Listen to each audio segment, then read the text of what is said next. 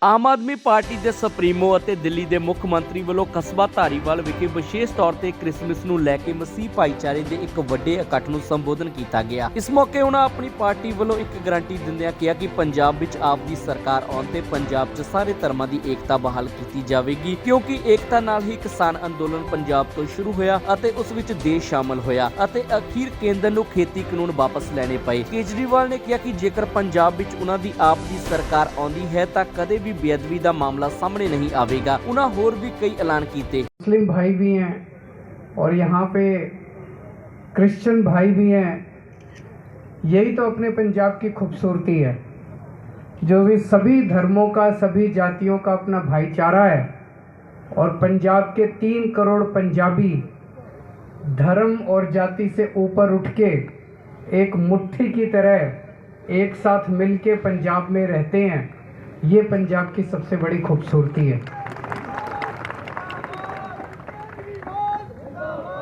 और इसी भाईचारे से, इसी एकता से इन लोगों को डर लगता है। अभी आप सब लोगों ने पूरी एकता, इतनी जबरदस्त एकता दिखाई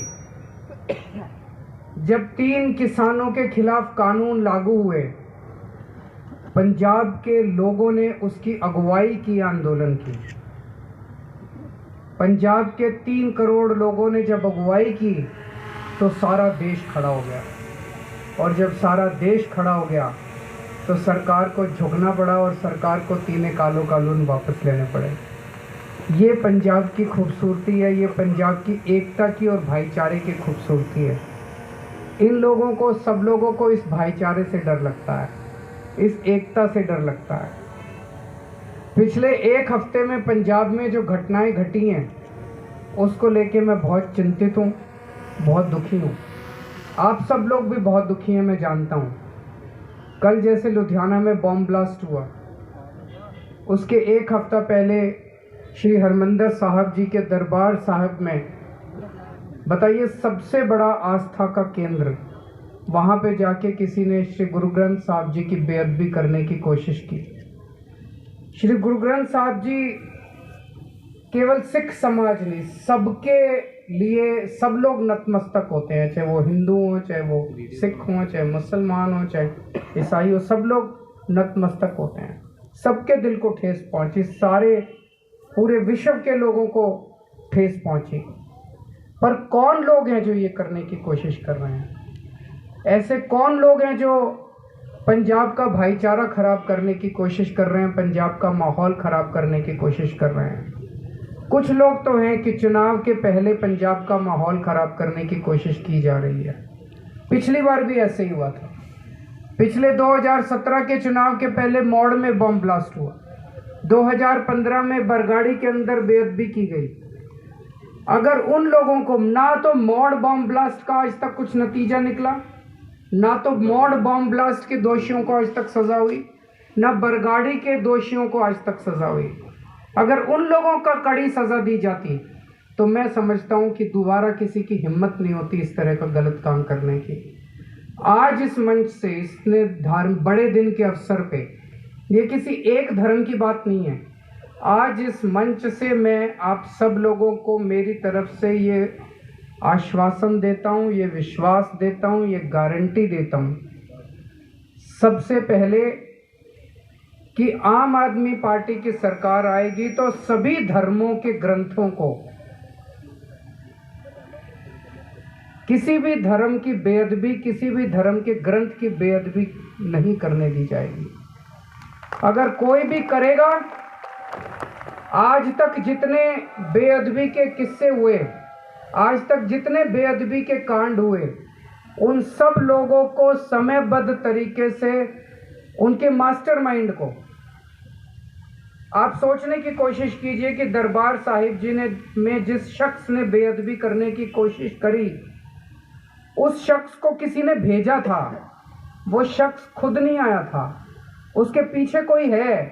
जब तक जो है उसके पीछे बड़ा आदमी, जब तक उसको पकड़ के सबके सामने सख्त से सख्त सजा नहीं दी जाएगी, तब तक ये किस्से होते रहेंगे। जो बेअदबी करने आता है वो तो मोहरा है, मोहरे को पकड़ के सजा देने से कोई फायदा नहीं है, उसको भी मिलनी चाहिए सजा। लेकिन मास्टरमाइंड को पकड़ के उसको ऐसी सज़ा दी जानी चाहिए, उसको बेनकाब करना चाहिए सारे समाज के सामने। चाहे बाइबल की बेअदबी हो, चाहे गुरु ग्रंथ साहब जी की बेअदबी हो, चाहे कुरान शरीफ की बेअदबी हो, चाहे गीता की बेअदबी हो, चाहे रामायण की बेअदबी हो, चाहे किसी ग्रंथ की बेअदबी हो, बर्दाश्त नहीं की जाएगी। आम आदमी पार्टी पंजाब को एक अच्छी, ईमानदार, सख्त और स्थिर सरकार देगी। जब ऐसी सरकार होगी, सख्त, स्थिर और ईमानदार, तभी बेअदबी के कांड रुकेंगे, तभी न्याय मिलेगा, तभी पुराने दोषियों को सज़ा मिलेगी। अगर कोई भी भ्रष्टाचारी सरकार होगी या कमज़ोर सरकार होगी तो ये नहीं हो सकता। दूसरी बात, आज हम बड़ा दिन मनाने के लिए इकट्ठे हुए हैं। जीसस क्राइस्ट के जीवन से बहुत प्रेरणा मिलती है। मैंने अपने जीवन में, जब मैं कॉलेज में पढ़ता था, कॉलेज से निकलने के बाद मैंने टाटा स्टील में कुछ साल नौकरी करी। उसके बाद मैं टाटा स्टील से छुट्टी लेके नौकरी छोड़ के मदर टेरेसा के यहाँ काम करने चला गया। मुझे याद है वहाँ पे कलकत्ते में मदर टेरेसा के आश्रम थे। काली घाट में उनका एक आश्रम था। उस आश्रम में मैंने कई महीने काम किया। कलकत्ते में गरीबी बहुत ज़्यादा है, तो कई भिखारी जो हैं वो सड़क के किनारे पड़े होते हैं, उनके बड़े बड़े घाव हो रहे होते हैं उनके शरीर में, और उन घाव के अंदर कीड़े मकोड़े चल रहे होते हैं। ऐसे लोगों को हम उठा के लाते थे, उनकी सेवा करते थे, उनको नहलाते थे, उनके दवा दारू करते थे, उनको खाना बनाते थे, उनके लिए खाना खिलाते थे। ये कई महीने तक मैंने उनके साथ सेवा की। उस वक्त ये पता चला कि गरीबों की सेवा करने से अंदर कितना आनंद मिलता है। जीसस क्राइस्ट के पूरे जीवन से यही सीखने को मिलता है। पूरा जीवन उन्होंने गरीब से गरीब लोगों की सेवा की है, निस्वार्थ भाव से। लोगों ने उनको खूब गालियां दी, लोगों ने उनको खूब गलत बातें कही, उन्होंने सबको माफ कर दिया। सोचो उनका अंतिम समय, उस दृश्य की परिकल्पना करो।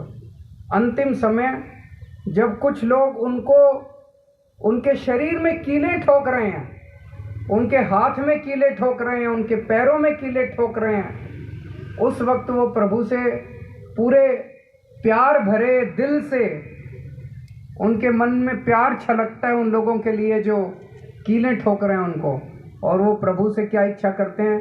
हे प्रभु, इनको माफ़ कर दे, इनको पता नहीं है क्या कर रहे हैं।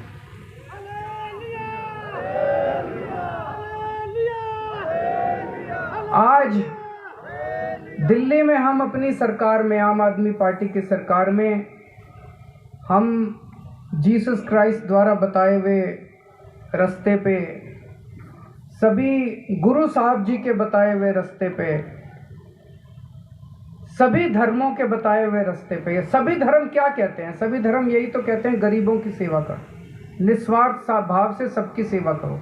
वही हम दिल्ली में करने की कोशिश कर रहे हैं। गरीब बच्चों के लिए स्कूल बनवाते हैं। सरकारी स्कूलों में कौन पढ़ता है? सरकारी स्कूलों में अमीरों के बच्चे तो नहीं पढ़ते, गरीबों के बच्चे पढ़ते हैं।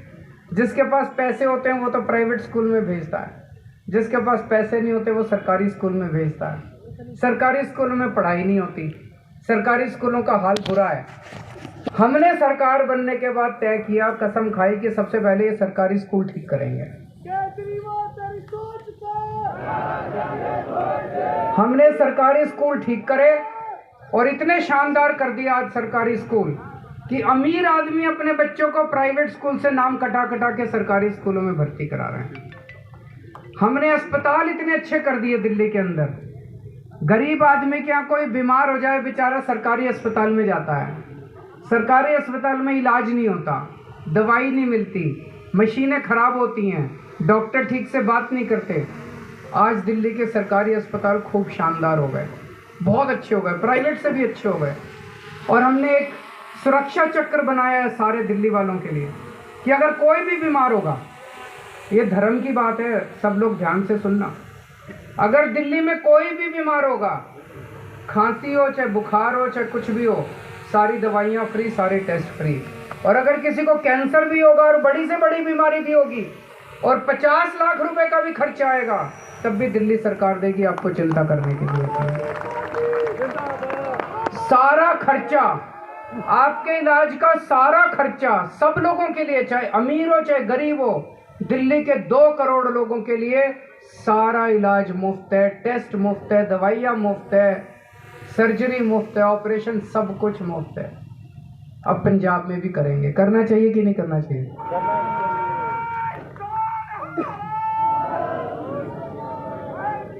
हम अपनी सरकार धर्म के हिसाब से चला रहे हैं, कोई एक धर्म नहीं, सभी धर्मों के हिसाब से। सभी धर्म कहते हैं गरीबों की सेवा करो, आम आदमी की सेवा करो, निस्वार्थ भाव से सेवा करो। हम वही कर रहे हैं, हम बेईमानी नहीं करते, ईमानदारी से सरकार चला रहे हैं। मैं पूरा यकीन है आज इन सभी महानुभावों के आशीर्वाद से और आज इस बड़े दिन के उपलक्ष्य में मैं उम्मीद करता हूं कि पंजाब में भी बदलाव आएगा और पंजाब में भी अच्छे दिन आएंगे, पंजाब का भी विकास होगा और पंजाब में भी अच्छी सरकार चलेगी। आप सब लोगों का बहुत बहुत शुक्रिया। ब्यूरो रिपोर्ट पंजाबी अवाम टीवी।